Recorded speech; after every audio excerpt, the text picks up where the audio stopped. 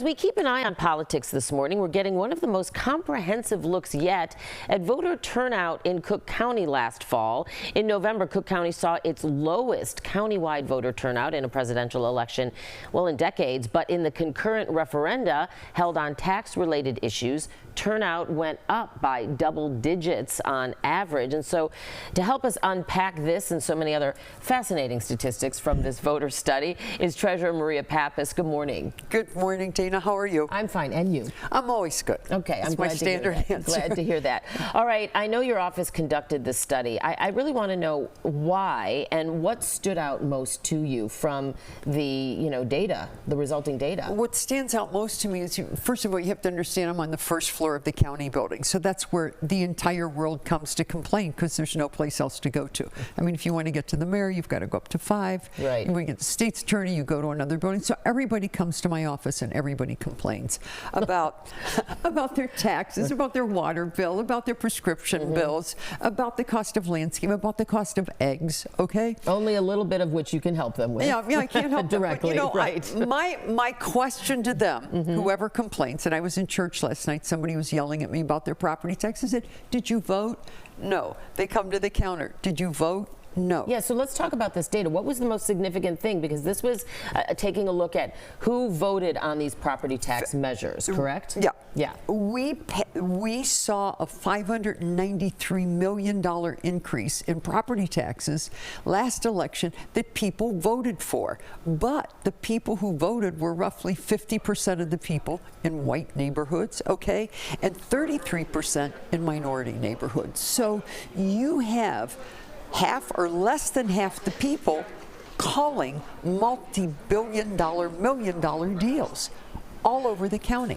We have our next election coming up. There's $200 million on the ballot. Has nothing to do with elected officials. And you know what? If we look at previous history, probably 20% of the people are going to vote on those things. So what's the message here? What is a referendum? This is a referendum study. What's a referendum? A referendum is what happens at the bottom of the ballot. So you vote for president, you vote for state's attorney, you vote for treasurer, and you keep going down, and then there's a question that says, bring Chicago home. You're like, yeah, or should we raise property taxes to build a new school addition? What your study found, though, if I'm correct, right, is that wealthier homeowners, or those who own a home, in Kenilworth, for example, right, and who also are predominantly white, who own property, were more frequently the ones to vote on these property tax referenda than those who own a lesser expensive home or who live in more rent. Or those who rent. And black and brown communities too, right? Yeah. Okay, so what do you make of all that? Look, first of all, it's vote or shut up. I mean, people need to understand that if they don't exercise this right to vote, then they can't exercise a right to complain. And you have 50%. If you get on an elevator in my building, for example, everybody's complaining about everything, okay? So I say to them, did you vote? No. Did you vote? No. And Greece is the best example. In Greece, like 15 years ago, if you voted, you got a Social Security check, and 99% of the people voted. As soon as they took that away, 68% of the people voted. There's no incentive to vote. Why? Because people are running around, getting their kids to a soccer game, trying to figure out how. So the bottom line is to what, Maria? Make them care? You know what? Make them I don't care? know.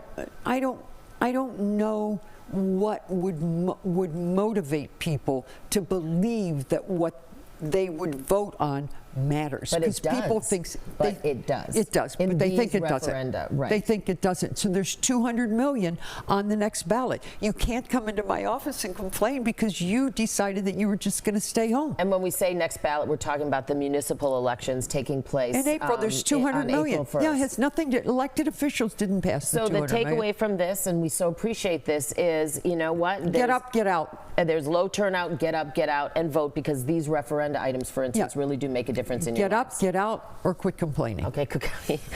Fair enough. I mean, always a right to the point message from you, Cook County Treasurer Maria Pappas. Thanks. Thank you. Always good to see you. Like your red dress. Why, thank you.